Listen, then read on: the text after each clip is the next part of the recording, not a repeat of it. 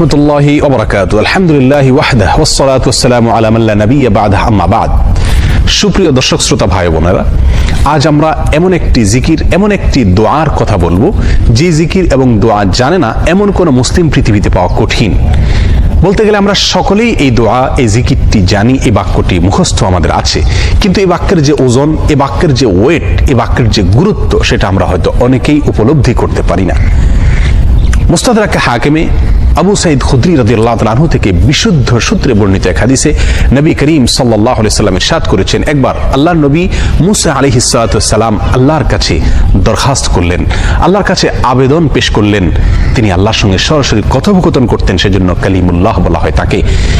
আল্লাহর সঙ্গে সরাসরি কথা বলতে গিয়ে একবার তিনি আবেদন করলেন, আল্লাহ আমাকে আপনি একটি জিকির, একটি দোয়া শিখিয়ে দিন, যে জিকির, যে দোয়া আমি সব সময় পাঠ করব, সব সময় আমল করব। আল্লাহ সুবহানাহু ওয়া তাআলা তখন মুসা আলাইহিস সালাতু ওয়াসসালামকে বললেন, কুল লা ইলাহা ইল্লাল্লাহ, হে মুসা আপনি লা ইলাহা ইল্লাল্লাহ এই দোয়াটি সবসময় পাঠ করবেন, এই জিকিরটি সবসময় পাঠ করবেন, এটা আপনাকে আমি দিলাম।